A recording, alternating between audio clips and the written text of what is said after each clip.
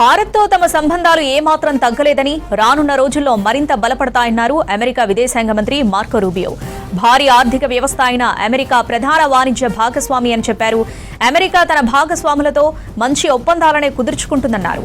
America భారతదేశాల మధ్య శాశ్వతమైన రెండు దేశాలకు ప్రయోజనకరమైన వాణిజ్య ఒప్పందం కుదురుతుందని భావిస్తున్నామన్నారు మార్కో రూబియో. మరోవైపు ట్రంప్ది అమెరికా ఫస్ట్ నినాదమైతే తమది భారత్ ఫస్ట్ విధానమన్నారు విదేశాంగ మంత్రి జైశంకర్. రెండు దేశాలు తమ జాతీయ ప్రయోజనాల కోసమే పనిచేస్తాయని చెప్పారు. దేశంలో ఇంధన భద్రత కోసం బహుళ నమ్మక చౌక వనరులపై దృష్టి పెట్టామన్నారు. ప్రజలకు అందుబాటు ధరల్లో చమురు అందిస్తామన్నారు Jaishankar. India relationship has not lost any momentum. I understand why some people might say that. I mean, I don't understand, but I understand some people say that, but I don't see it or view that in any way, shape, or form. This is not about India. This is about the United States in terms of trade, okay? This is not geared... The president did not say, let's figure out a way to create, friction with India over trade. The president came in and said, we have a trade situation involving the U.S. economy that doesn't work moving forward. There's a huge imbalance that's built up and it needs to be addressed. And he pursued it from a global perspective. Because we did this from a global perspective. The president approached it and said, we have to rebalance U.S. trade. And one of the reasons why is, again, this is not about India. I'm not speaking about India. I'm speaking more globally. The United States was being deindustrialized. Okay? We pursued trade policies that left us in a place where all of the means of production had been outsourced in such a way that left us vulnerable. That had to change, and it cost us jobs. It created huge displacement in our country. And that needed to be corrected. There needed to be a rebalancing of how we approach global trade, whether not just with India, with the European Union, with countries all over the world. And obviously, now the difference is India is a massive economy. This is a big economy. We're your leading trade partner. We do a lot of trade with India. And so obviously, there's a big difference between, rebalancing trade with a country of this size and magnitude with the size and productive means of your economy versus a smaller country that maybe all they provide is agriculture, as an example.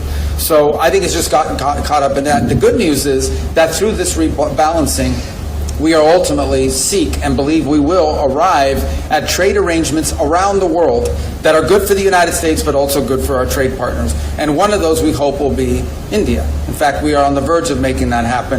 We are hopeful that our trade representative can visit here very soon. We had an Indian delegation in the United States, I believe last week or the week before. We've made tremendous progress, and I think we're going to wind up with a trade agreement between the United States and India that's going to be enduring and is going to be beneficial to both sides and sustainable in a way that addresses this national interest that we had. Beyond that, I would say that we continue to cooperate on a number of fields. As an example, when we came out with a Pax Silica proposal from the State Department, one of the first countries that joined was India. So I think the relationship continues to be strong, and in fact, I believe by the end of this administration, it will be stronger than it's ever been. That's certainly our goal, and that's certainly what we're building towards. As far as our relations with other countries, we have relations and we work at the tactical level, for example, and in many other ways with countries all over the world. So does India, and that's what responsible nation states do. The United States is concerned. The Trump administration has been very forthright in putting forward its foreign policy outlook as America first. Now, where we are concerned, we have a view of India first. So both of us are obviously driven by our respective national interests. There will be many areas where our national interests are in harmony and we work together, which is why we have a strategic partnership. There could be some where they don't, in which case we have to manage those situations. The energy issues are concerned. Again, look, I want to say for our energy security, it's important we have multiple sources, large sources, dependable sources, cheap sources. So, the United States fits the bill in many respects. So do some other countries. So we will continue to diversify and maintain multiple sources of supply at the most reasonable cost, because at the end of the day we have an obligation to our people to provide them energy at affordable and accessible rates. Now, what we don't want to see energy markets distorted. We don't want to see energy markets constricted, because it has a cost implication. The Indian point of view that, we strongly believe that energy markets should be left, to the market. Where the Quad is concerned,